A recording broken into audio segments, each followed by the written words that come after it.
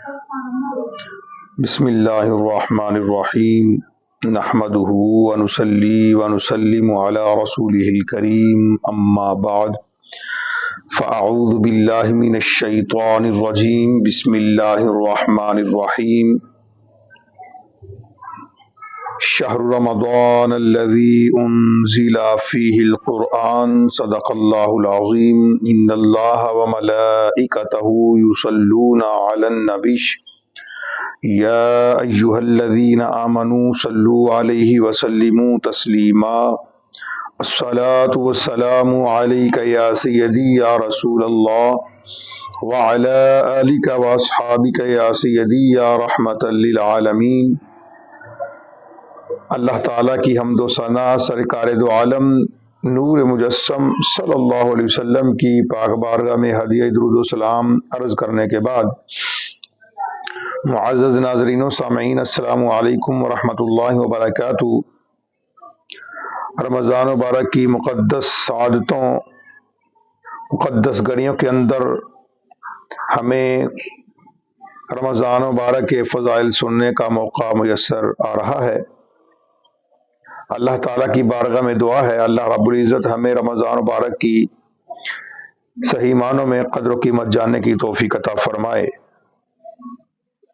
تو رمضان مبارک کے متعلق اللہ رب العزت نے لاراب کتاب قرآن مجید فرقان حمید میں ارشاد فرمایا، شہر رمضان الذی انزل فیہ القرآن، کہ ماہ مقدس شہر رمضان وہ مہینہ ہے کہ جس کے اندر قرآن مجید فرقان حمید نازل ہوا۔ رمضان مبارک کے اندر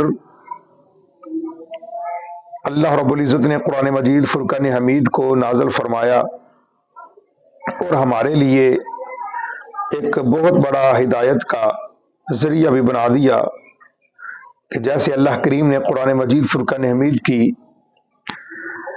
سورۃ بقرہ کی آیت نمبر 1 کے اندر ہی اعلان فرمایا کہ ذالک الکتاب لا ریب فیہ ھدی للمتقین، کہ یہ وہ کتاب ہے جس میں کوئی شک نہیں کہ اور یہ ہدایت ہے متقین کے لیے، اللہ تعالیٰ سے ڈرنے والوں کے لیے۔ محتشم سامعین و ناظرین، جو اللہ رب العزت سے ڈرے گا وہ گناہوں سے باز رہے گا، جو اللہ کریم سے ڈرے گا وہ نماز پڑھے گا، جو اپنے رب سے ڈرے گا وہ دین کے جتنے بھی ارکان ہیں صحیح معنوں میں اسے ادا کرنے کی کوشش کرے گا، اور جس کے دل کے اندر اللہ کا خوف ہی نہ رہے، اللہ رب العزت کا ڈر ہی نہ رہے، تو پھر کیسے گناہ چھوڑ سکتا ہے؟ تو رمضان مبارک نیکیوں کا سیزن ہے، اس کے اندر ہمیشہ بندے کو یہ توبہ کرنی چاہیے کہ آئندہ گناہوں سے محفوظ رہے اور آئندہ 5 وقت کی نماز پڑھنے کی کوشش کرے۔ حضرت سیدنا عمر بن شرحبیل رضی اللہ تعالیٰ عنہ صحابی رسول ہیں، فرماتے ہیں کہ ایک ایسا شخص انتقال کر گیا جس کو لوگ متقی سمجھتے تھے، پرہیزگار سمجھتے تھے۔ جب اسے دفن کر دیا گیا تو اس کی قبر میں عذاب کے فرشتے آ گئے اور کہنے لگے، ہم نے اللہ رب العزت کی طرف سے آپ کو 100 کوڑے مارنے ہیں، ہمیں اللہ کا حکم ہے۔ لوگ اس کو متقی سمجھتے تھے۔ اس کے فوت ہونے کے بعد عذاب قبر کے فرشتے جب آئے، اس بندے سے کہنے لگے کہ ہم نے آپ کو 100 کوڑا مارنا ہے اللہ رب العزت کے حکم سے۔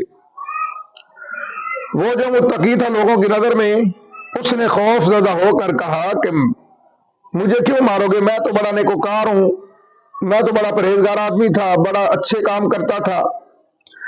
جب فرشتوں نے اس نے یہ بحث کی، فرشتوں نے کہا اچھا آپ پرہیزگار تھے، چلو آپ کو 50 کوڑے ماریں گے۔ اس نے پھر بحث کی، میں تو پرہیزگار تھا، میں تو نیک تھا۔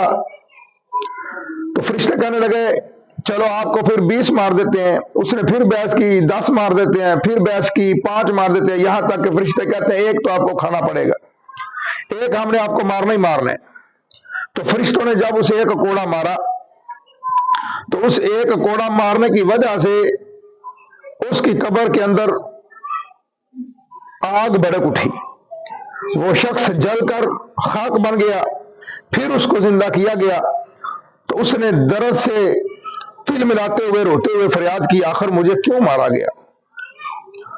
तो फरिश्तों ने जवाब दिया कि एक रोज तूने बेवुजू नमाज पढ़ी थी और एक रोज एक मजलूम तेरे पास फरियाद लेकर आया, मगर तूने उसकी फरियाद रसी ना की। मोहतरम सामिन नजरीन, अगर एक बंदा मुत्तकी भी हो,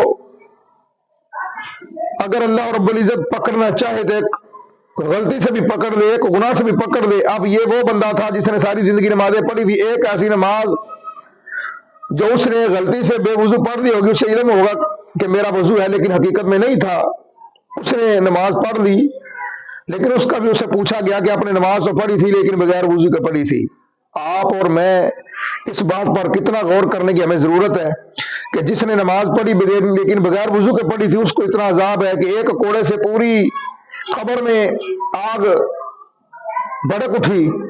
और आज जिनकी 40-40 साल की नमाजें नहीं हुई अदा, 40-40 साल नमाज नहीं पढ़ी, 50 साल हो गए मस्जिद में नमाज पढ़ने नहीं आए, और बच्चा बालक होने के बाद उसको मस्जिद की तरफ नमाज पढ़ने के लिए नहीं भेजा गया, कितनी नमाजें रह गई हैं। आप क्या समझते हैं कि आपसे पूछा नहीं जाएगा?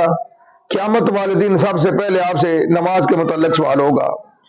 तो लिहाजा गुनाह कोई भी हो, गुनाह गुनाह होता है। तो रमजान मुबारक हमें गुनाहों से बचाने के लिए आता है। जहन्नम के दरवाजे बंद हो जाते हैं, जन्नत के खुल जाते हैं। तो आइए हम भी अल्लाह रब्बुल इज्जत की बारगाह में रोकर घिड़घिड़ा कर दुआ मांगते हैं, अल्लाह करीम हमें हमारे सगीरा कबीरा गुनाहों को माफ फरमाए और रमजान मुबारक की मुकद्दस घड़ियों में हमें अल्लाह ताला अपनी बख्शिश के परवाने फरमाए। आमीन सुम्मा आमीन।